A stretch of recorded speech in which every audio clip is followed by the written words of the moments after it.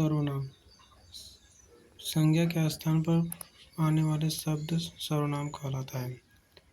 इसमें सर्व का तात्पर्य सभी से है, जबकि नाम का तात्पर्य संज्ञा से है। सर्वनाम के 6 भेद स्वीकार किए जाते हैं। पहला, पुरुषवाचक सर्वनाम। वह सर्वनाम जो किसी प्राणी मात्र के स्थान पर प्रयुक्त होते हैं पुरुषवाचक सर्वनाम कहलाते हैं। ठीक है। वह घर जाता है, वह घर जाता है कोई पुरुष है, यानी पुरुषवाचक सर्वनाम। इनके 3 भेद स्वीकार किए गए हैं। 3 भेद: उत्तम पुरुष, मध्यम पुरुष और अन्य पुरुष। उत्तम पुरुष यानी वक्ता और लेखक। वक्ता यानी जो बोलता है, इसके लिए मैं का प्रयोग किया जाता है। मध्यम पुरुष श्रोता यानी जो सुनता है, उसके लिए तुम। अन्य पुरुष के लिए जिसके संबंध में कई बात करी जा रही है, जैसे वह। ठीक है। उत्तम पुरुष, मध्यम पुरुष और अन्य पुरुष, 3 पुरुष। पुरुषवाचक सर्वनाम में 3 भेद होते हैं: उत्तम पुरुष, मध्यम पुरुष और अन्य पुरुष। निजवाचक सर्वनाम। दूसरा, निजवाचक सर्वनाम कर्ता जब अपने लिए चयन प्रयोग करता है। एग्जाम्पल: मैं अपना काम स्वयं करता हूँ, मैं अपना काम आप करता हूँ। यानी ये खुद अपना काम खुद कर रहा है, यानी अपने आप कर रहा है, उसे निजवाचक सर्वनाम कहते हैं। अनिश्चयवाचक सर्वनाम। अनिश्चयवाचक सर्वनाम ऐसे वाक्य जहाँ संज्ञा का निश्चितता का बोध न हो, उसके स्थान पर आने वाले शब्द अनिश्चयवाचक सर्वनाम कहलाता है। जैसे दरवाजे पर कोई आया है, कोई आया है। ये कोई यानी अनिश्चयवाचक, यानी कि कोई निश्चित नहीं है, यानी कि अनिश्चयवाचक सर्वनाम होते हैं। निजवाचक सर्वनाम इसे संकेतवाचक सर्वनाम भी कहा जाता है। निजवाचक सर्वनाम को इसे संकेतवाचक सर्वनाम भी कहा जाता है। एग्जाम्पल: यह मेरा मकान है, यानी निजवाचक यानी निजी, यह मेरा मकान है। ठीक है। और संबंधवाचक सर्वनाम में संबंधवाचक सर्वनाम जहाँ संज्ञा का वाक्य के बाकी अवयवों से संबंध स्थापित किया जाता है।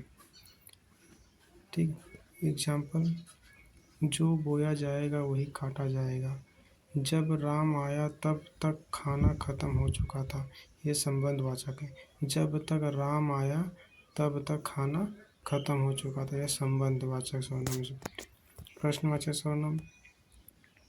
प्रश्नवाचक सर्वनाम जब किसी वाक्य में संज्ञा अथवा सर्वनाम जो किसी प्रश्न को पूछने मात्र के लिए प्रयुक्त हुए हैं, उनके स्थान पर आने वाले शब्द प्रश्नवाचक सर्वनाम कहते हैं।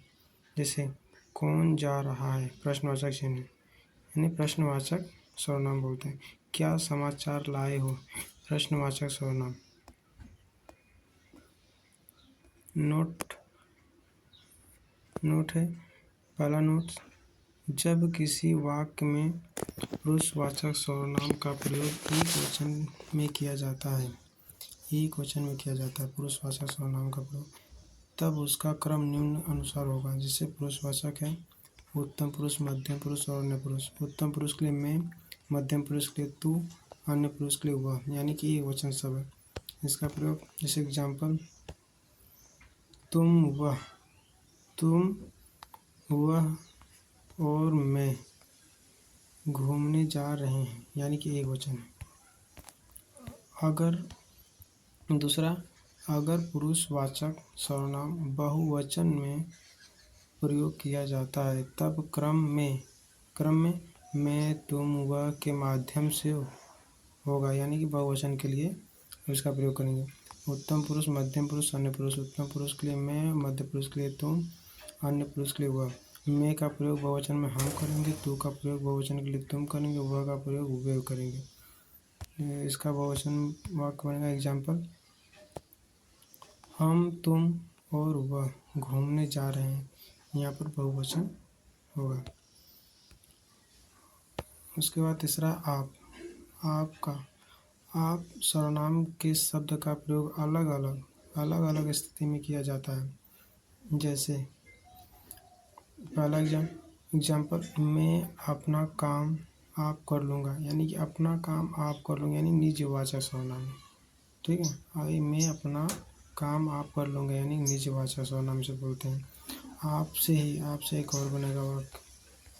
दूसरा, मैं आप आए बाहर आए, आप आए बाहर आए यानी कि मध्य पुरुष, यानी कि किसी और व्यक्ति के बारे में बोल। आप आए तो बाहर यानी मध्य पुरुष सर्वनाम यानी श्रोता के लिए। और तीसरा, तुलसीदास भक्ति काल के श्रेष्ठ कवि हैं। आप अवधी भाषा के पूर्वाधिकार रहते हैं, यानी कि तुलसीदास के बारे में बात किया जा रहा है। तुलसीदास भक्ति काल के श्रेष्ठ कवि हैं। आप अवधी भाषा के पूर्वाधिकार है। यहाँ पर आप का प्रयोग किया गया है और तुलसीदास के बारे में बात किया जा रहा है, यानी कि अन्य पुरुषवाचक सर्वनाम।